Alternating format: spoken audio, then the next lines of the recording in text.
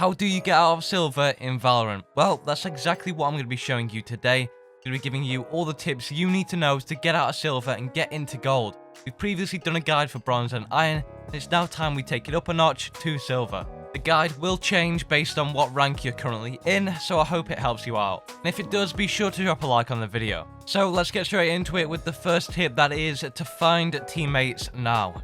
The biggest advice I can give to anyone who is currently stuck in silver is to find a team straight away. You want to hit the sweet spot of around about 3 people. If you hit up a 5 stack, you're going to be going against other 5 stacks in silver, and that is never a good idea because it just matches you with tougher opponents naturally. However, if you go ahead and pick up 3, you're going to get the nice sweet spot. You have enough communication to actually sway the game in your favor, and at the same time you have 2 other players who can be good at the same time on your team at completely random. And hey, they might even be smurfs too, which adds a benefit. But I can guarantee you that if you are stuck in silver right now and you've been playing the game for longer than 3 months, you do not belong in silver. And the reason why you're there is because you probably solo queue. Most silver players are completely cracked at the game and could be in gold or plat, but the fact is they just don't have a team to get them to that level. They're going against the odds and are being stuck in silver, and this is because of solo queue. You know, whenever you're in a game with random teammates, especially in a game like Valorant in a rank like silver, the silver teammates are completely atrocious. You never want to solo queue. But this is a problem for a lot of you because a lot of you don't know how to find a team. It's actually quite easy.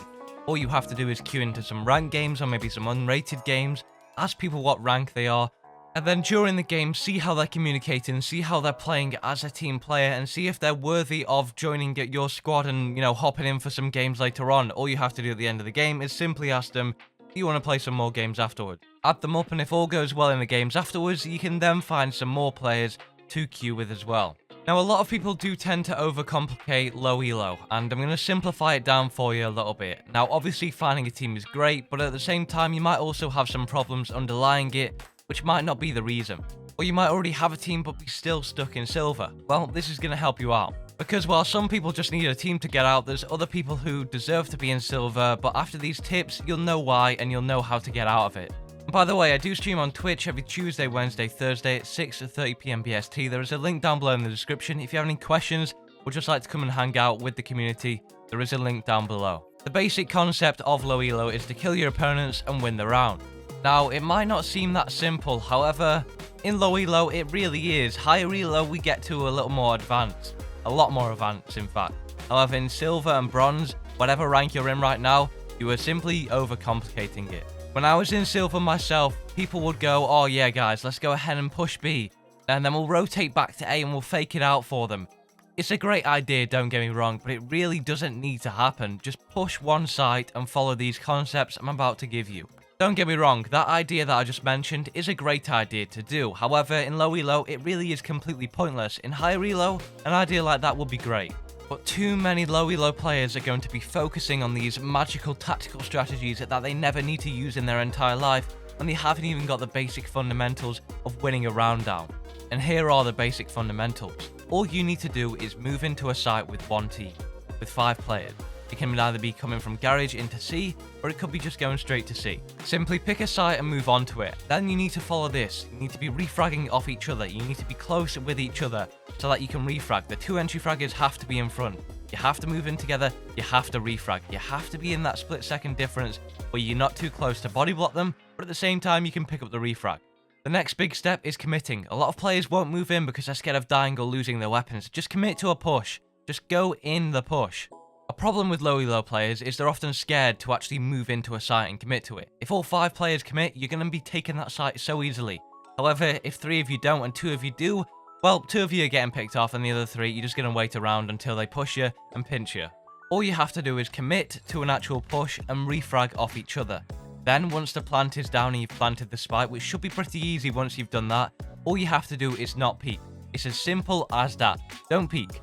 If you're in silver and want to get out, when that plant is down, you simply hide in a corner and wait for them to tap the defuse, then you peek at the same time. Don't peek individually.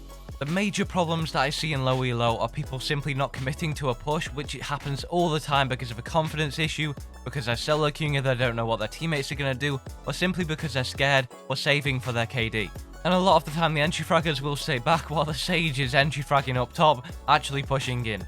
Respect to you, Sage, but your entry fraggers should be doing a better job, and it's on you to call them out for that. Now, how do we solve this problem? By simply moving in. It's as simple as pressing W on your keyboard. That's literally how you get over it. All 5 of you press W and you move in. And then while you're moving in as a team, all you need to do now is entry frag and refrag. This is quite simple. If you're unaware of what the concept of refragging means, it's essentially when an enemy takes out one of your teammates, you're there within that split second to turn the corner and pick up the kill on them to even the table, so you're not at a disadvantage. If one of your teammates gets picked off, you should be able to pick up that refrag immediately and even the scoreboard. So while you're committing to a push, one of you might get picked off, which is perfectly fine. The other 4 of you just have to make sure that you refrag them and pick up the kill. And if you're all pressing W together, it should be pretty easy to do this. Now you have the site control, you can go ahead and plant the spike. And what do you do now? Well, it's quite simple. You don't have to peek an angle. Stop going into their spawn and trying to find them out and fish them out. You're taking them in 1v1 situations. That is making it easy for them. The biggest problem is people giving 1v1 situations. If you're going to peek an angle, you should be peeking them at the same time. Whether they're going into the CT or whether you're just holding an angle waiting for them to defuse a spike. Best advice I can give you when that spike is down is not to hide completely so they can just take site really quickly. All you have to do is hide in a corner that's holding an off angle that both of you can hold together. Now this is actually going to stop them from coming into site because you're holding an off angle together. And if one of them decides to come in, you can simply peek the angle together at the same time, which minimizes your chances of both of you getting killed. And if you cover all of the entrances using this mechanic, it's going to help you out a ton. All you have to do is hold an angle together and then peek it when they do come round, or eventually wait for them to peek a corner themselves. You don't have to go hunting for them solo. The next big part is your mechanics. Most of you should have this down by now if you're in silver, however you should be picking up kills easily in silver. The whole thing has to require mechanics, which are pretty simple to get down, you don't need to be too crazy with it. And for defense, the exact same applies. All you have to do is wait for them to peek and then refrag together. If they try and move on to site very quickly as a 5-man, either rotate away and save your life or simply pick one off and then move away. You have to stay alive and play together. And just remember on defense that you are playing on defense. Use the core concepts that I mentioned before because they work both for attack and defense. But the fact is, it's really that simple, you just play the game more. Way too many tutorials on YouTube are just overcomplicating it. You don't need to do this magical strategy to get you out of bronze. It's simply just getting the fundamentals down, moving on. There are even higher ranked players who don't even have these fundamentals down. And they wonder why they can't hold their own. Please, just stop overcomplicating it. Just do that and you'll get out eventually. Play the game more, and you'll be out in no time. Remember, you're overcomplicating it. It is just low elo. Anyways, thank you for watching. If it did help you out, be sure to drop a like on the video and subscribe for more tips and tricks videos like this. And click on the video on your screen right now because it is going to be showing you the best way to win pistol rounds in Valorant. And by the way, I do stream on Twitch. There's a link down below in the description. Come over to the stream one time.